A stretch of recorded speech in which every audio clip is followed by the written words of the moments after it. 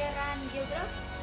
Saya di sini Senin Desika Putri, NIM 19 021 030 3013. Nah, kita di sini akan mempelajari tentang aspek dan objek ilmu geografi. Tujuan pembelajaran. Siswa dapat mengidentifikasi objek dan aspek ilmu geografi. Siswa dapat menganalisis objek dan aspek ilmu geografi. Di sini kita akan mempelajari tentang objek studi ilmu geografi. Nah, objek studi ilmu geografi ini dibagi menjadi dua. Ada objek material geografi dan objek formal geografi. Objek material geografi ini meliputi atmosfer atau lapisan udara. Kemudian litosfer. Litosfer ini lapisan keras. Hidrosfer, lapisan air. Kemudian biosfer, lapisan tempat hidup. Pedosfer, lapisan tanah. Dan antroposfer adalah manusia.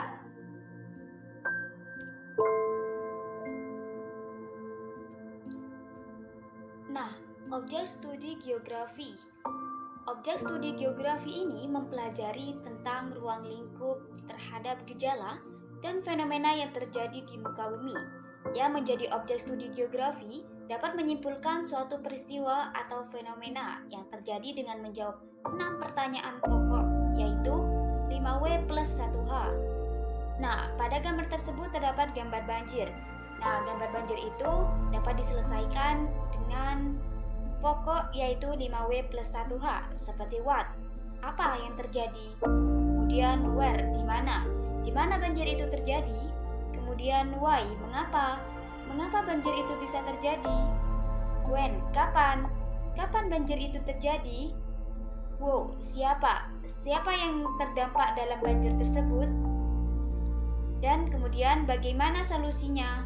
Nah, begitulah cara menyelesaikan peristiwa tersebut. Nah, di sini terdapat objek material geografi. Terdapat atmosfer atau lapisan udara. Nah, lapisan udara ini terdapat pada gambar karbon dioksida atau CO2. Nah, kemudian ada nitrogen udara yang dapat merusak lingkungan, seperti adanya polusi udara. Kemudian terdapat litosfer atau lapisan keras. Nah, lapisan keras ini terdapat pada pegunungan, lembah. Hidrosfer atau lapisan air. Lapisan air ini ada 3, yaitu terdapat pada laut, sungai, dan danau. Kemudian biosfer atau lapisan tempat hidup, di mana tempat berkembang biaknya flora dan fauna yang terdapat pada gambar tersebut. Kemudian terdapat pedosfer atau lapisan tanah. Lapisan tanah ini terdapat pada tanah longsor. Kemudian terdapat antroposfer atau manusia, di mana manusia melakukan beraktivitas, yaitu kepadatan penduduk dan kemiskinan. Setelah itu, objek formal geografi. Nah, objek formal geografi ini pengkajian mengenai tentang fenomena kemiskinan.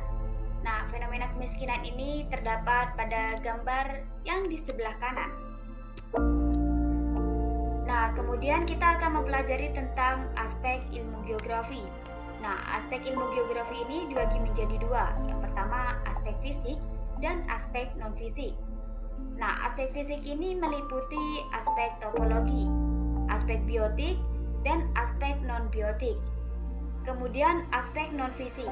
Nah, aspek non-fisik ini meliputi aspek sosial, aspek ekonomi, aspek budaya, dan aspek politik. Nah, aspek fisik yaitu mempengaruhi kehidupan manusia, yaitu aspek topologi, aspek biotik, dan aspek abiotik.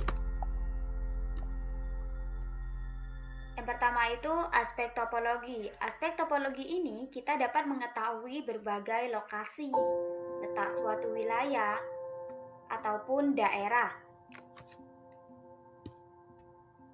Kemudian aspek biotik. Aspek biotik ini membahas tentang karakteristik fisik dari manusia, hewan, dan tumbuhan.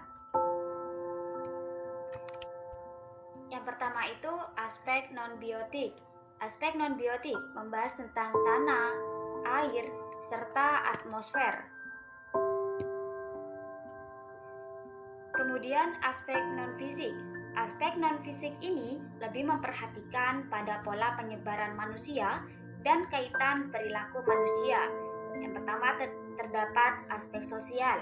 Aspek sosial ini terdapat pada adat, tradisi. Tradisi ini yang terdapat pada Bali, yaitu seperti ngaben. Terdapat pula aspek ekonomi. Aspek ekonomi ini meliputi pertanian dan juga perdagangan. Kemudian aspek budaya. Aspek budaya juga meliputi pendidikan, kesenian. Kemudian aspek politik. Aspek politik ini terdapat pada kepartaian dan pemerintahan. Kepartaian ini terdapat banyak partai, salah satunya yaitu adalah Golkar. Dan kemudian pemerintahan. Pemerintahan ini ada pada naungan presiden yang digelar secara tertutup. Terima kasih telah menyempatkan menonton video pembelajaran saya, Sherin Desika Putri, mahasiswa asistensi mengajar pendidikan geografi 2022. Wassalamualaikum warahmatullahi wabarakatuh.